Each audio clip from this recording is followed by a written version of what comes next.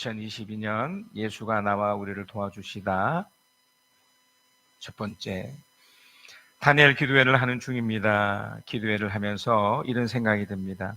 5년여 동안 하다 보니 간증의 강도에 따라 받는 은혜가 다릅니다. 마치 영화를 볼 때 재미있게 본 영화도 있지만 재미있지 않은 영화도 있었습니다. 그래서 반응이 좋기도 했고 뻔하기도 했고 다시는 영화 안 본다는 쪽으로 가기도 했습니다. 그래서 다니엘 기도회를 할 때마다 긴장을 합니다.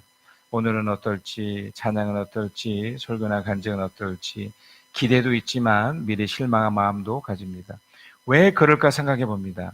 부정적인 이유는 이런 기도회에 깊게 적응해 되어버려 뻔한 결과를 생각하기 때문입니다. 찬양의 경우 같은 패턴의 곡들이 다를 뿐인데 인도자에 의해 따라갑니다. 현장에서는 어떨지 모르지만 그저 따라가기 바쁩니다. 수많은 사람들을 대상으로 하니 이해도 되지만 곡 선전부터 뻔한 과정이 필요한 것입니다. 현상에 묻어가는 느낌입니다. 그러나 긍정적인 이유가 있습니다. 아무리 훌륭한 프로그램을 해도 나의 삶에 적응되어 응용되지 않으면 안 됩니다. 만약 우리 교회 자체로 부흥회를 한다면 어떨 것 같습니까? 찬양 인도자를 세우고 간증자나 설교자를 세우고 프로그램을 만들어 21일 동안 진행한다면 여러분은 부정적이지 않고 긍정적인 반응으로 참여할 수 있습니까? 사람의 변화는 프로그램이 아니라 그것이 도구가 되어 나를 적응시키는 것입니다. 부정적으로 느낀 것을 긍정적으로 바꾸는 힘이 필요합니다. 자체적으로 부흥회를 하고 싶은 열망이 생깁니다. 2022년 우리 교회를 향해 주신 하나님의 마음은 예수를 통해 나를 도와주시는 것이었습니다.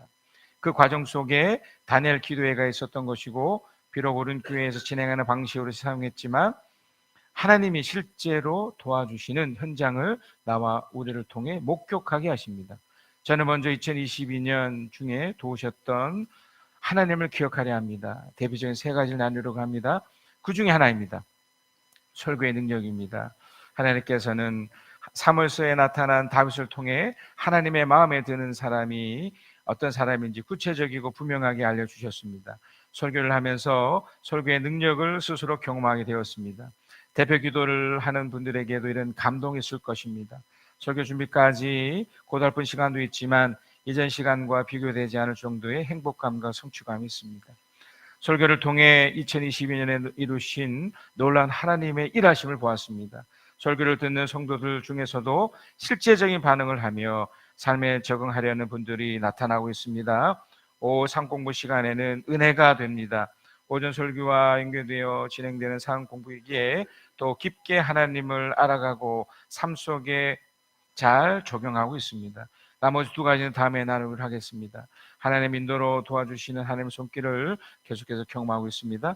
다니엘 기도를 통해서도 은혜를 받지만 홍석봉 목사를 통한 울산 대성교를 향한 설교가 성도 여러분에게 하나님이 도와주시는 기적의 도구가 될 것입니다. 사무엘하 24장 1절에서 4절 그리고 10절에서 12절 말씀입니다. 주님께서 다시 이스라엘에게 진노하셔서 백성을 치시려고 다윗을 부추기셨다. 너는 이스라엘과 유다의 인구를 조사하여라. 그래서 왕은 데리고 있는 군사령관 요압에게 지시하였다. 어서 단에서부터 부엘세바에 이르기까지 이스라엘의 모든 지파를 두루 다니며 인구를 조사하여서 이 백성의 수를 나에게 알려주시오. 그러나 요압이 왕에게 말하였다. 임금님의 주 하나님이 이 백성을 지금보다 100배나 더 불어나게 하여 주셔서 높으신 임금님께서 친히 그것을 보게 되시기를 바랍니다. 그러나 높으신 임금님께서 어찌하여 감히 이런 일을 하시고자 하십니까? 그러나 요압과 군대 사령관들이 더 이상 왕을 설득시킬 수 없었으므로 요압과 군대 사령관들이 이스라엘의 인구를 조사하려고 왕 앞에서 떠나갔다. 다윗은 이렇게 인구를 조사하고 난 다음에 스스로 양심의 가책을 받았다. 그래서 다윗이 주님께 자백하였다. 내가 이러한 일을 해서 큰 죄를 지었습니다. 그러나 주님, 이제 이 종의 죄를 용서해 주시기를 빕니다.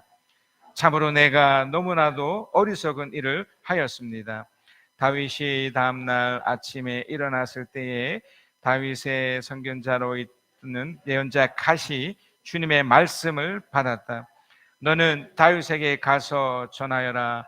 나 주가 말한다. 내가 너에게 세 가지를 내놓겠으니 너는 그 가운데서 하나를 택하여라. 그러면 내가 너에게 그대로 처리하겠다.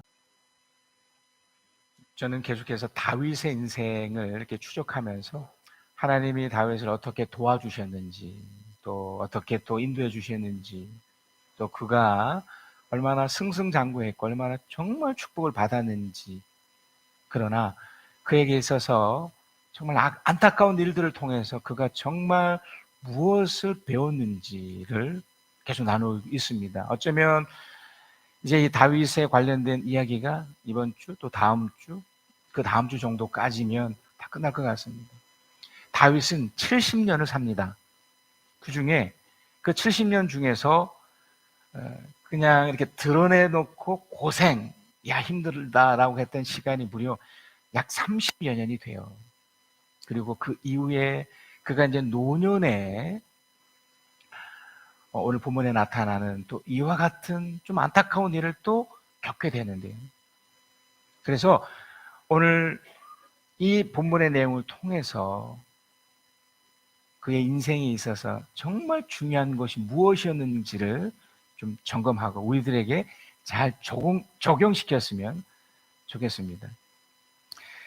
다윗의 인생 속에, 다윗의 그 삶 속에서 가장 이렇게 드러낼 만한, 그러니까 우리 입장이 아닌 하나님 보실 때 드러낼 만한 사건은 압살롬 사건입니다. 물론 그 압살롬 사건의 배경이 되는 바세바 사건이 어떤 가장 최초의 원인이죠. 물론 이전에 골리앗을 이겼던 승승장구했던 그런 사건들도 있지만 그의 인생을 딱 돌아보았을 때, 야, 이거였구나. 우리도 마찬가지입니다. 우리 인생 속에서 야, 정말 이거구나라고 했던 그 사건.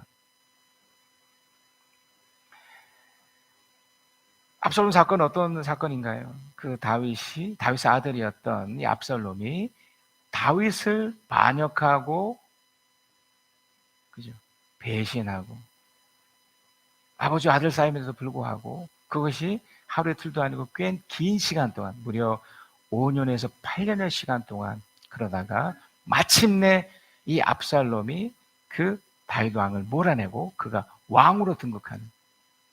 그래서 그 전쟁은 너무나 싱겁게 끝나지만 왕이 되어버렸다. 그래서 다윗이 실패처럼 보이는 그 사건이었습니다. 사무엘하 18장 31절에서 33절입니다. 바로 그때 그 에리에파 사람이 들어왔다. 에리에파 사람이 왕에게 아뢰었다. 높으신 임금님께 기쁜 소식을 가져왔습니다. 자, 그 기쁜 소식이 뭘까요? 주님께서 오늘 임금님께 반역한 자들을 없애버리시고 임금님께 승리를 남겨주셨습니다. 승리죠. 그 기쁜 소식이 결국 승리했다는 소식입니다. 자, 그런데 왕이 에리페 사람에게 물었다. 그 어린 압살롬이 편안하더냐? 에리페 사람이 대답하였다. 높으신 임금님의 원수들을 비롯하여 임금님께 반역한 자들이 모조리 그 젊은이와 같이 되기를 바랍니다. 반역한 자들이 그 젊은이처럼 결국 죽임을 당한. 근데 이것이 기쁜 소식인 거예요. 승리를 했고 반역한 세력이 죽었다는 이 소식.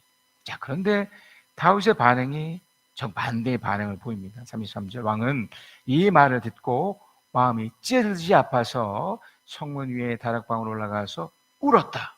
그는 올라갈 때에 내 아들 압살롬아, 내 아들아, 내 아들 압살롬아, 너 대신에 차라리 내가 죽을 것을, 압살롬아, 내 아들아, 내 아들하고 울부짖었다. 우리가 저번 주에 이 부분을 한 번 더 확인을 했더랬지만, 아이가 죽었기 때문에, 자신의 아들이 죽었기 때문에, 그래서 슬픈 이유도 있습니다. 고통도 있었습니다. 그러나 그 이면에 또 다른 면이 있죠. 여기서 주목해야 될 것이, 내가 죽을 것을, 다시 말하면 다윗은 비록 아들의 죽음이지만 그 아들 죽음 때문에 자기가 살아있다는 것을 확인했던 거죠. 다윗의 한계가 있었습니다. 아니, 우리 모두의 한계가 있죠. 우리는 이 땅을 살면서 다 잘할 수 있을 거라고 확신합니다. 아니요, 그렇게 된 경우도 참 많았습니다. 이렇게 돌아보면 하나님을 떠나서요. 야, 참 잘 되었어. 내가 정말 좋은 남편 얻어서, 좋은 아내 얻어서, 너무 자식들도 너무 잘 됐고, 그래도 이만큼 내가 건강 잃지 않고 여기까지 왔네. 야, 정말 대단하고 정말 멋져. 이런 게 있죠. 자, 그러나 또 한편으로는 이것과 별개로 슬프고 고통스럽고 안타까운 일들이 있었습니다. 다윗은 지금 이 압살롬의 죽음 앞에 그가 이전에 그 바세바 사건을 통해서 얻었던 본인뿐만 아니라 하나님으로부터 얻은, 그리고 이스라엘 온 백성 심지어 우리까지 얻어야 될 만한 놀라운 교훈을 그때 알게 돼요. 압살롬 사건 이전에 바세바를 통해서 이미 알고 있었던 거죠. 자, 사무엘하 24장 1절에서 2절입니다. 주님께서 다시 이스라엘에게 진노하셔서 백성을 치시려고 다윗을 부추기셨다. 너는 이스라엘과 유다의 인구를 조사하여라. 그래서 왕은 데리고 있던 군사령 요압에게 지시하였다. 어서 단에서부터 부엘세바에 이르기까지 이스라엘 모든 지파를 두루 다니며 인구를 조사하여서 이 백성의 수를 나에게 알려주시오. 지금 다윗이 뭔가 또, 여기 보면 다시란 표현이죠. 또 뭔가 진행되고 있습니다. 제가 좀 전에 어떤 말씀 드렸습니까? 다윗의 그 바세바 사건을 통해서 어떤 중요한 원리가 분명히 알려져 있음에도 불구하고 지금 이 친구는 여전히, 그리고 이때 나이가 75로 치면 이제 70에 이제 하란의 부름을 받으니까요, 약 60대 후반쯤 그 언저리였을 거예요. 왜냐면 요 일이 있고 나서, 그리고 큰 어려움을 겪고 나서 비로소 그가 이제 죽게 되거든요. 요 내용을 보면, 자, 그래서 왕은, 이게 다윗을 말하죠. 주님께서 이스라엘에게 진노하셨던 이유가 여기 나와요. 자, 그런데 이 부분을 조금 확장해서 연결해 주는 하나의 말씀도 있습니다. 역대기상 21장 1절에서 2절인데 똑같은 내용인데 거기에 이제 어떤 해석이 담겨져 있어요. 자, 1절. 사탄이 이스라엘을 치려고 일어나서 다윗을 부추겨 그랬어요. 이스라엘 인구를 조사하게 하였다. 그리고 그 다음 내용은 비슷해요. 자, 여기서 이제 제가 말씀드리고 싶은 첫 번째 것은 무엇이냐면, 하나님께서 어떤 일을 진행하실 때 긍정적이고 좋은 것을 기대하고 싶은 마음이 있습니다. 자, 그런데 받아들이는 사람들, 그러니까 다윗을 포함한 우리들까지도 이것을 어떻게 생각하냐면, 하나님과 상관없이 내 마음대로, 그러니까 내 힘대로, 그리고 내 어떠함 때문에 이걸 하면 잘 될 거라고 착각을 해버려요. 여러분 어떻게 생각하십니까? 하나님이 진노하셨던 이유가 있습니다. 이게 다윗의 인생 속에서도 계속 일어났었습니다. 그 첫 번째가 어떻게 보면 그 바세바 사건이죠. 물론 이전에 사울과의 그 사건 속에서도 어렴풋하게 하나님께서 뭔가 말씀하셨던 게 있었던 거죠. 이전 사울 왕 때도 마찬가지였고요. 우리 삶 속에도 마찬가지입니다. 사무엘하 24장 3절입니다.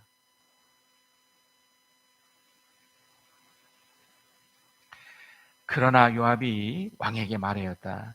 임금님의 주 하나님이 이 백성을 지금보다 100배나 더 불어나게 하여 주셔서 높으신 임금께서 친히 그것을 보게 되시기를 바랍니다. 그러나 높으신 임께서 어찌하여 감히 이런 일을 하시고자 합니까? 그랬어요.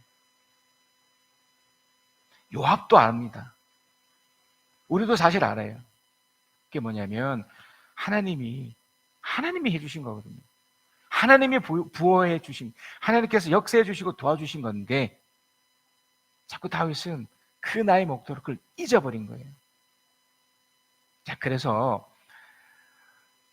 사무엘하 12장 13절에 14절입니다. 제가 이 부분을 아까 하려다가 좀 빼먹었는데요. 그 윗부분에 보시면 있습니다. 자, 제가 조금 전에 어떤 설명을 하다가 제가 이제 바로 이렇게 넘어가서 그랬는데 다시 한번 이 설명을 해야 돼요. 왜냐하면 이 내용이 너무너무 중요하기 때문에 그래요. 우리 저번 주에도 보았지만 이 내용을 여러분 분명히 마음속에 새기셔야 돼요. 어쩌면 제 생각에서 이 내용이 너무너무 중요합니다. 우리 사무엘하 12장 13절에서 14절이에요. 자, 그때에 다윗이 나단에게 자백하였다. 이 표현입니다. 이 표현. 다윗이 밧세바의 사건을 통해서 얻은 이것이 제가 이후에 지금 읽어드렸던 오늘 본문에 나타난 이것과 연결되어 있어요. 아니, 우리 삶과도 너무나 깊게 연관성이 있는 겁니다.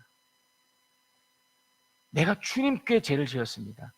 그 죄라는 것은 바로 밧세바의 사건을 통한 죄죠. 분명히 죄를 지었습니다.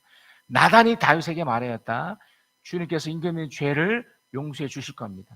그러므로 임금님은 뭐라고 그랬습니까? 죽지는 않으실 겁니다. 이게 굉장히 중요한 포인트입니다. 쉽게 말하면 하나님은 다윗의 그 밧세바 사건을 통해서 다윗을 죽이려고 하셨습니다. 이해되시나요? 결정권자, 심판권자는 죄에 대해서 쓰셨던 당신의 방식, 이게 진노의 방식인데 죽이는 거예요. 여기는 다윗뿐만 아니라 그 어떤 누구도 예외가 없어요. 그래서 예수가 죽은 거잖아요. 다 죽는 거예요. 무조건 죽는 거예요. 왜요? 죄 때문에. 그러므로 임금님은 죽지는 않을 거예요. 근데 안 죽였어요. 왜 안 죽였나요? 그가 죄를 고백했어요. 자, 그런데 그 다음 구절이죠. 14절에 그러나 임금님은 이번 일을 주님의 원수들에게 우리를 비방할 빌미를 주셨으므로, 그러니까 빌미를 준 거예요. 그리고 그 다음 내용입니다. 자, 밧세바와 임금님 사이에 태어난 아들은 뭐요? 죽을 겁니다. 쉽게 말하면 하나님이 다윗을 살리고 그 아들 죽인 거예요. 압살롬의 사건도 똑같아요. 압살롬의 죄악으로 그 스스로가 죽은 거지만 사실 그 원인을 제공했던 이 다윗이 그걸 보면서 뭘 느꼈느냐면 그 아들 죽음에 대한 그 자체에 대한 고통도 있었지만 이 아들을 죽이고 자기를 살렸다는 거예요. 그래서 나 대신에 내가 죽었어야 되는데 그가 죽었다는 거예요. 아들이 죽었다는 거예요. 하나님의 해결 방식입니다.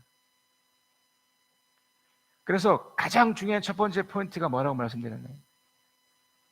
죽는다는 거예요. 죄 때문에 죽는다는 거예요. 다윗이 그 언저리, 그러니까 실제로 육체적인 죽음으로 끝나는 그 언저리, 그가 70에 죽으면 이제 60대 그 후반쯤 되었던 그 시기에, 그 나이 때 그는 또 여전히 이런 한계를 드러내요. 인구조사를 통해서 이걸 통해 하나님이 하셨던 것을 마치 자기가 한 것처럼 착각한 거죠. 물론 사탄에게 속은 거예요.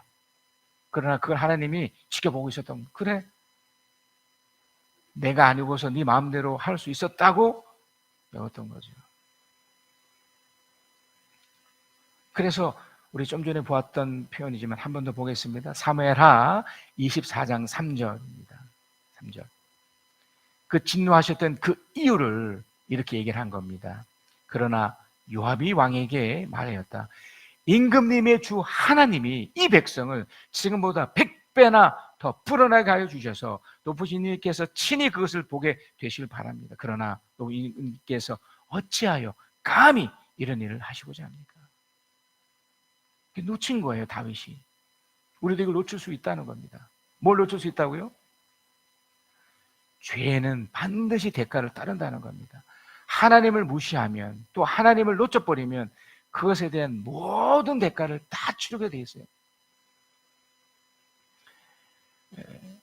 우리들 중에 예수 믿지 않는 분들이 있잖아요. 근데 지금 볼 때는 정말 행복하게 잘 사는 것 같고, 지금 볼 때는, 그러나 하나님은 그걸 어떻게 하는 거죠? 지금 누군가가 지금 그 사람들을 위해 기도하고 있거나 기다려주고 있기 때문에 그게 버텨지고 있는 겁니다. 그러나 그것에 대한 책임과 대가는 본인이 치를 수밖에 없죠. 이제 이 한계를 해결해야 될 거 아닙니까? 다윗의 이 한계, 그리고 우리들의 이 한계, 다윗의 그 인생 여정 속에 결국 마지막에, 아니 전 생애를 통해 사실 이거 한 거지만 이거 해야 되죠. 자, 사무엘하 24장 10절입니다. 우리 한 목소리 함께 읽겠습니다. 시작. 다윗은 이렇게 인구를 조사하고 난 다음에 스스로 양심의 가책을 받았다. 그래서 다윗이 주님께 자백하였다. 내가 이런 일을 해서 큰 죄를 지었습니다. 그러나 주님, 이제 이 종의 죄를 용서해 주시기를 바랍니다. 참으로 내가 너무나도 어리석은 일을 하였습니다. 그래서 우리가 할 수 있는 것은 이거밖에, 그러니까 인식밖에 없어요. 이거 잘못되었구나, 이게 틀렸구나. 왜요? 이거 하지 않으면 어떻게 됩니까? 그냥 끝이에요. 대가가 나타나기 때문에. 모든 것은 다 대가가 있는 것처럼 이 죄의 결과는 대가가 있기 때문에 그렇습니다. 자, 그런데 하나님은 이렇게 고백했기 때문에 그나마 뭔가를 이제 행해 주시는데, 자, 사무엘하 24장 13절이에요. 하나님이 하나님의 사람이었던 이제 나단이 아마 죽었던지 그 후에 이제 갓이라는 하나님의 사람을 통해서 갓이 다윗에게 가서 그에게 말하여 알렸다. 그러니까 이렇게 고백을 하고, 하나님 제가 잘못했습니다. 내가 어리석었습니다. 이 나이 먹고 이게 제가 무슨 짓을 했는지, 사탄에 속아서 그렇게 했는지, 하여튼 제가 잘못했고 죄송합니다. 이렇게 됐던 거죠. 근데 하나님이 어떻게 말씀하시냐면 세 가지 제안을 해요. 하나는 임금님의 나라에 7회 동안, 7년 동안 흉년이 들게 하는 것이 좋겠습니까? 이게 첫 번째. 그러니까 아까 말씀드렸던, 내가 그렇게 자백을 하고 고백을 했지만 죽이시지는 않는 대신에, 다윗을 죽이지 않는 대신에 이 첫 번째를 두드립니다. 그러니까 압살롬에게 했듯이, 이전에 바세바에게 했듯이, 바세바 그 사건을 통해 했듯이 똑같은 방식이에요. 우리에게도 똑같은 방식입니다. 내가 자백을 하고 고백을 했지만 첫 번째는 임금 나라에 7배 흉년이 들게 좋겠습니다. 두 번째, 임금님께서 왕의 목숨을 노리고 쫓겨다니는 원수를 피하여 석 달 동안 도망 다니는 것이 좋겠습니까? 7년, 그리고 석 달. 또 세 번째는요, 임금 나라에 사흘 동안, 3일이죠. 전염병이 퍼지는 것이 좋겠습니까? 이제 임금님께서 저를 임금님께 보내신 분에게 제가 무엇이라고 보고하면 좋을지 잘 생각해 보시고 결정해 주시기 바랍니다. 어떤 선택이든 다 대가 지불이죠. 내가 하나님 앞에 자백을 하고 내가 하나님께 고백을 했지만 여러분이 했던 모든 것에서는 다 책임을 지셔야 돼요. 여러분이 신앙생활을 어떻게 하시든 누구 핑계 댈 수 없습니다. 지금 이 땅 가운데서도 하나님이 보여줄 수도 있고요. 아니면 결국 죽음으로 하나님께서 그걸 다 퍼부으실 수 있죠. 그래서 계속 말씀드리는 첫 번째 포인트는 죄의 결과는 결국 끝이구나. 이걸 받으셔야 돼요. 그러니까 여러분이 어떤 행동을 통해서든지 그것에 대한 대가가 펼쳐진다는 겁니다. 다윗이 이런 얘기를 듣고 얼마나 괴로웠겠습니까? 계속해서 밧세바 사건 이후 이게 반복이 되고 있는 거잖아요. 밧세바 사건을 통해서 고백했어요. 자백했어요. 분명히 용서도 받았다고 했지만, 근데 하나님은 어떻게 하십니까? 죽이지 않는 대신에 살아가는 그 대가로 영을 행하시는 거죠. 우리도 마찬가지입니다, 여러분. 제가 이후에 또 강력하게 말씀을 드리겠지만 우리도 하나님의 은혜로 지금 살려주셔서 여기까지 온 거예요. 여러분 착각하시면 안 돼요. 또 주서는 안 됩니다. 여러분 뭐 신앙생활 하시는 거, 여러분들이 살고 있는 이 모든 것들을 그 생각, 그러니까 하나님이 은혜 주셔서 여기 온 거지. 아니요. 나는 내 나름대로 뭐 열심히 살아서, 그건 우리 생각이죠. 하나님 벌써 우리를 죽이셔도 몇 번을 죽일 수 있으셨지만 그렇게 하지 않으신 것은 딱 하나밖에 없어요. 우리가 그나마 할 수 있었던 우리 스스로를 인정하고 하나님의 은혜가 있기 때문에 그래요. 다윗은 고백합니다. 사무엘하 24장 18절. 그날 갓이 다윗에게 와서 말하였다. 여부수 사람 아리우나 다당 마당으로 올라가셔서 거기에 주님께 제단을 쌓으십시오. 사흘 동안 전염병이 퍼져요. 그래서 무려 7만 명이나 죽어요. 그가 다윗이 인구 조사를 통해서 이제 어떤 걸 확인하게 됐냐면 인구가 130만 명이나 돼요. 부엘사벳부터 저 위쪽 다네드까지 그 지역에 130만 명이란 어마어마한 사람이 사는데 다윗은 뭘 착각했냐면 그것이 마치 자기가 잘해서 자기가 잘나서 이렇게 된 것으로 착각했던 거죠. 그 마음을 주님이, 그 교만한 마음을 주님이 아셔서 그렇게 하지 말라고 사실 욥을 통해서도 말씀하셨지만 그걸 놓친 거예요. 결국 일은 저질러졌어요. 펼쳐졌어요. 진노가 임했던 거예요. 그런데 하나님이 다윗을 죽이지 않으시고 기회 주신 거죠. 그러니까 일단 자백했기 때문에. 그리고 7만 명이 죽기 때문에 더 죽을 수 있는 거잖아요. 계속 지금 전염병으로 좀 돌고 있으니까. 그때 이제 이게 두 번째 포인트입니다.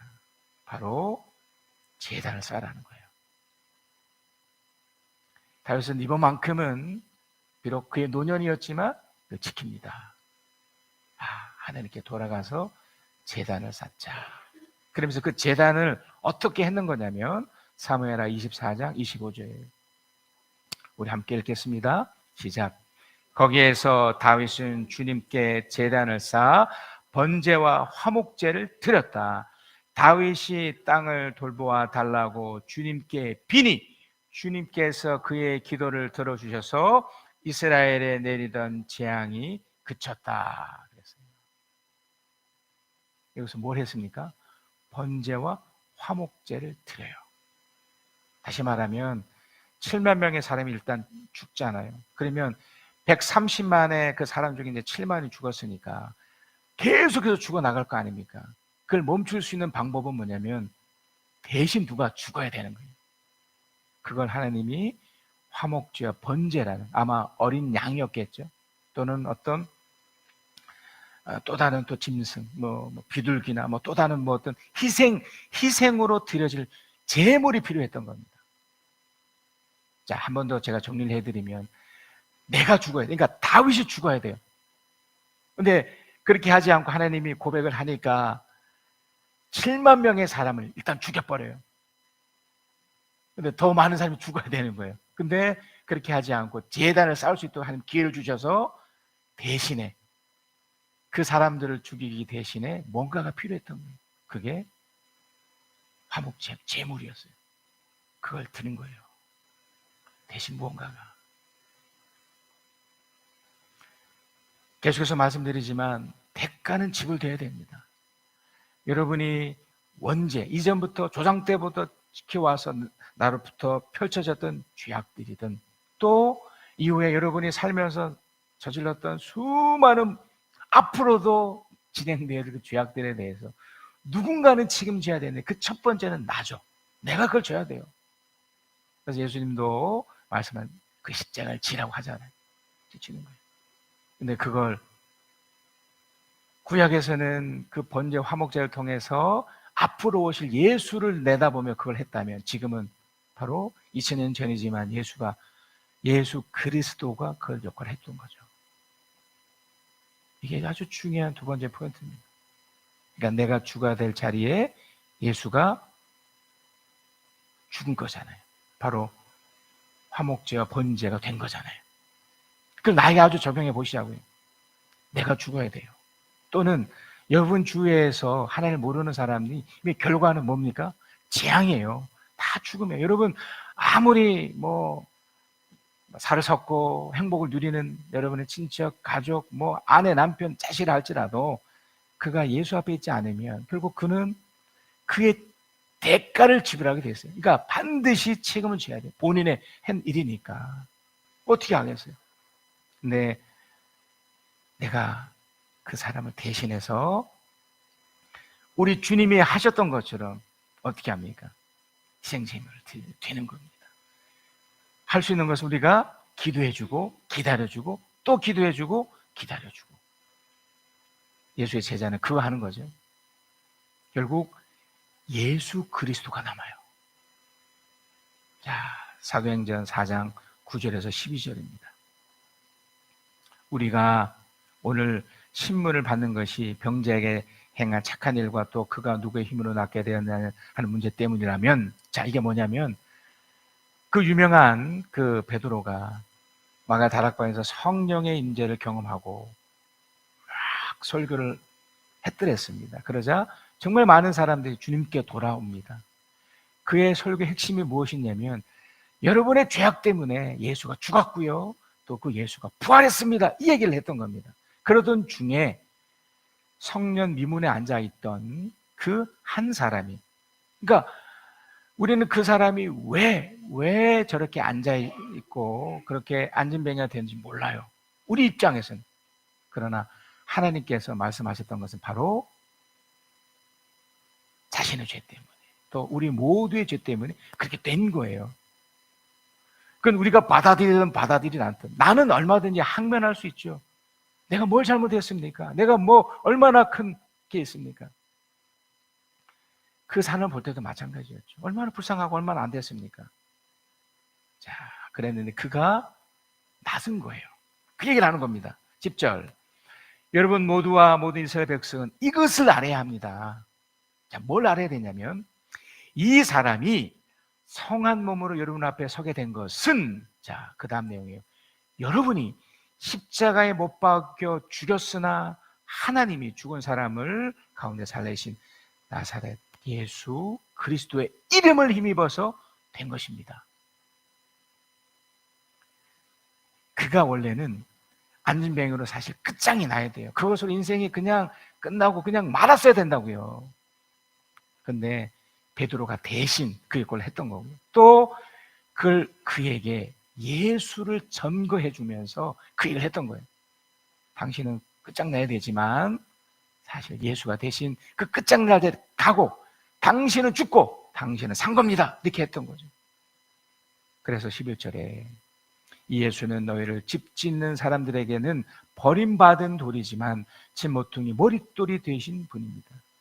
12절 우리 함께 읽을까요? 시작.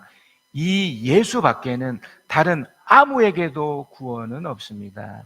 사람들에게 주신 이름 가운데 우리가 의지하여 구원을 얻어야 할 이름은 하늘나라에 이 이름밖에 다른 이름이 없습니다. 그랬어요. 예수 그리스도예요. 여러분 신앙의 뿌리가 여기죠. 내가 죽어야 됐던 거예요. 여러분이 알고 있는 모든 사람은 다 이 길을 가요. 나도 마찬가지입니다. 그런데 누군가가 이걸 못하도록 막아주신 거예요.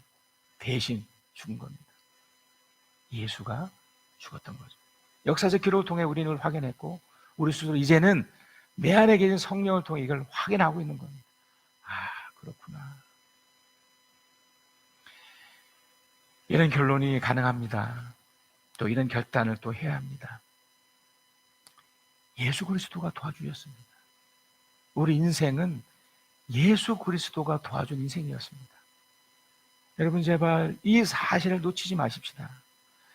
우리가 살면서 모든 우여곡절, 모든 앞으로 있을 모든 상황 속에 예수 그리스도가 지금 도와주고 있으십니다. 그리고 예수 그리스도가 나의 모든 죄악에 대한 심판을 대신 받으셨어요. 우리들에게 뭐 다윗을 통해서도 우리가 확인했지만 수많은 왜곡들이 있잖아요. 고난이 있고 그게 다 죽음의 전조예요. 여러분이 지금 질병 때문에 고통받고 있나요? 여러 가지 때문에 지금 두려워하고 계시나요? 그게 다 결과는 뭡니까? 이것으로 끝이 나야 돼요. 근데 예수 그리스도가 도와주셨고 그 증거 중에 하나가 대신 그가 심판받아 주신 거예요. 그가 대신 화목제물 번제가 되어준 거예요. 그러면서 우리에게 다윗이 고백했던 것처럼 그런 나를 인정하고 주님께 그 예수 그리스도 이름을 붙잡으면, 예수를 붙잡으면 다시 살아날 것이라고 말씀하십니다. 예수 그리스도 그 이름을 부르며 의지하며 붙잡으며 살아갑시다. 슬픈 마음이 있는 자, 몸과 영혼 병든 자, 누구든지 부르시오. 예수 이름 부르시오. 그 이름을 믿는 자, 그 이름을 부르는 자, 그가 어떤 사람이든 그는 구원하리니.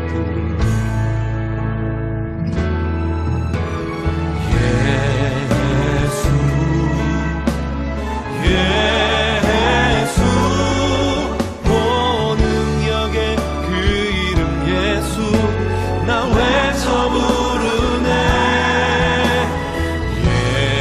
예수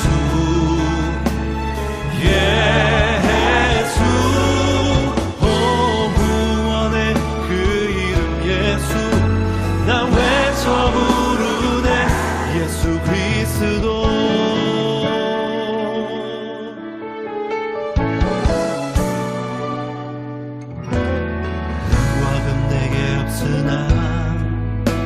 나 가진 건 너에게 주니 능력의 이름 예수라. 그 이름을 붙드시오. 그 이름을 믿는 자, 그 이름을 외치는 자, 그가 어떤 사람이든 그는 주의 영광 보리라.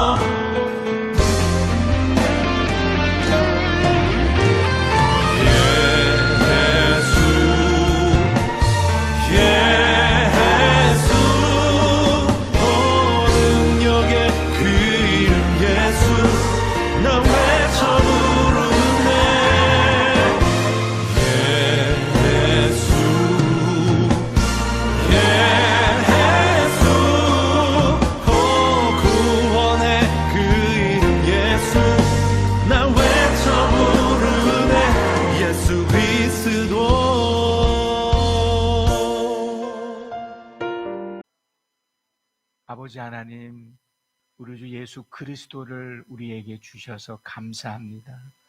벌써 끝장나야 될 내 인생 속에 예수 그리스도를 주셔서 이 땅을 살아가게 하셔서 감사합니다. 더불어 하나님, 그 예수를 증거하고 증언하고 펼칠 수 있도록 주의 성령께서 도와주시고 함께하여 주시옵소서. 힘들 때마다 어려울 때마다 우리 주 예수 그리스도의 그 이름 붙잡고 부르며 기도하며 나가게 하여 주시옵소서. 지금은 우리 주 예수 그리스도의 능력과 우리 주 하나님의 풍성하신 그 사랑하심과 우리 주 성령 하나님의 위로하심, 교통하심, 함께하심이 우리 주 예수 그리스도의 이름을 붙잡고 믿고 나가며 그 어떤 상황에도 포기하지 않는 하나님의 사람들 위해 지금 영혼까지 함께 계실지어다.